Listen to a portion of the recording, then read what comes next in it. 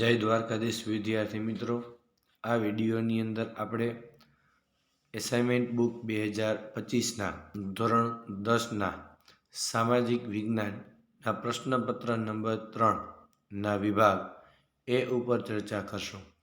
બીજું તમને કહી દો મિત્રો કે આપ જો હજી અમારી ચેનલને સબસ્ક્રાઈબ ન કરી હોય તો સબસ્ક્રાઈબ કરો, વિડીયોને લાઈક કરો અને શેર કરો, જેથી તમે અમારા આવનારા વિડીયો પણ મેળવી શકો.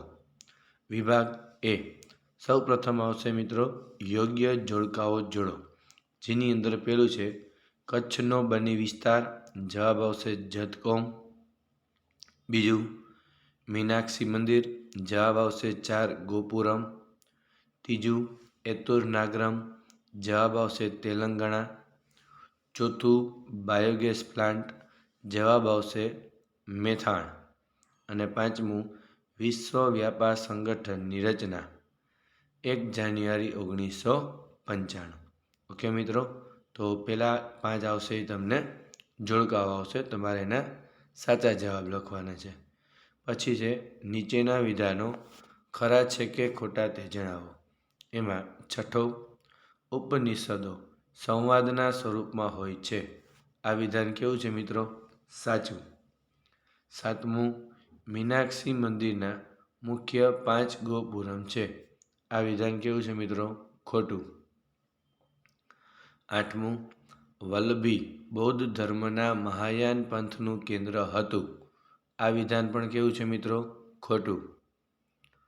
9 અમેરિકાના રાલ્ફ નાડરે ગ્રાહક આંદોલનના જન્મદાતા કહેવાય છે. આ વિધાન કેવું છે? સાચું. 10 ભારત વિશ્વની સૌથી મોટી લોકશાહી ધરાવતો દેશ છે. આ વિધાન પણ કેવું છે મિત્રો? સાચું. તો આપણે આ ચર્ચા કરી ખરા ખોટા ઉપર. હવે આવે છે યોગ્ય વિકલ્પ પસંદ કરી ખાલી જગ્યા પૂરો. 11મી કેન્દ્ર સરકારે મહત્ત્વના ખાલી જગ્યા સ્થળોને રાષ્ટ્રીય સ્મારક તરીકે જાહેર કર્યા છે. જવાબ આવશે ઐતિહાસિક. 12મું લાલભાઈ દલપતભાઈ સંગ્રહાલય ખાલી જગ્યા ખાતે આવેલું છે. જવાબ આવશે અમદાવાદ. 13 બિહાર રાજ્યને ખાલી જગ્યા યોજનાનો લાભ મળે છે. જવાબ આવશે કોશી યોજનાનો. 14 પૃષ્ઠીય જળના ખાલી જગ્યાથી ભૂમિગત જળ પ્રાપ્ત થાય છે. જવાબ આવશે અવશોષણ.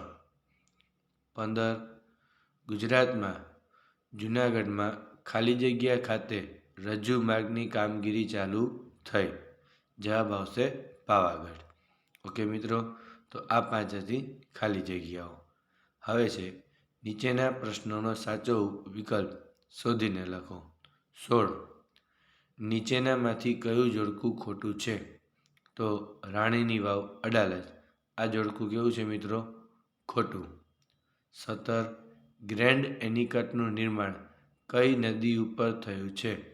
જવાબ આવશે કાવેરી.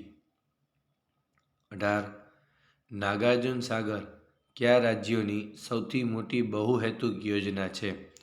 જવાબ આવશે આંધ્રપ્રદેશ અને તેલંગાણા. 19 દેશની કુલ રાષ્ટ્રીય આવકને દેશની કુલ વસ્તી વડે ભાગતા શું મળશે મિત્રો? માથાદીઠ આવક મળે છે. 20 આર્થિક રીતે ભારત કેવો દેશ છે? તો કેવો આવશે મિત્રો? વિકાસશીલ. આ હતા વિકલ્પો. હવે છે નીચેના પ્રશ્નોના ઉત્તર સંક્ષિપ્તમાં લખો. 21 રાષ્ટ્રીય જળમાર્ગ 1 કઈ નદીઓનો જળમાર્ગ છે? જવાબ આવશે ગંગા નદી. 22 ગુજરાતનું સૌથી મોટું બંદર કયું છે? જવાબ આવશે કંડલા. 23 વિકાસશીલ દેશોમાં કેવી બેરોજગારી જોવા મળે? જવાબ આવશે માળખાગત અથવા પ્રચ્છન્ન. અને 24 ઉત્પાદનના સાધનોની ફાળવણી કઈ 2 પદ્ધતિઓ વડે થાય છે? તો એક આવશે સમાજવાદી પદ્ધતિ, બીજી આવશે મૂડીવાદી પદ્ધતિ. ઓકે મિત્રો, આ આપણે ચર્ચા કરી પ્રશ્નપત્ર નંબર 3ના વિભાગ એ અને બી ઉપર. આ જ રીતે એ ઉપર. આ જ રીતે બીજા પ્રશ્નપત્રના જવાબ માટે અમારી ચેનલ સબસ્ક્રાઈબ કરો, લાઈક કરો અને શેર કરો. બીજું, જો આપને વિભાગ બી, સી અને ડીના જવાબો જોતા હોય તો તમે અમને વોટ્સઅપ નંબર 81 634 34 9 ઉપર હાય લખીને મેસેજ કરો. એના માટે તમારે 21 રૂપિયા પેડ કરવાના રહેશે. ઓકે મિત્રો, જય દ્વારકાધીશ.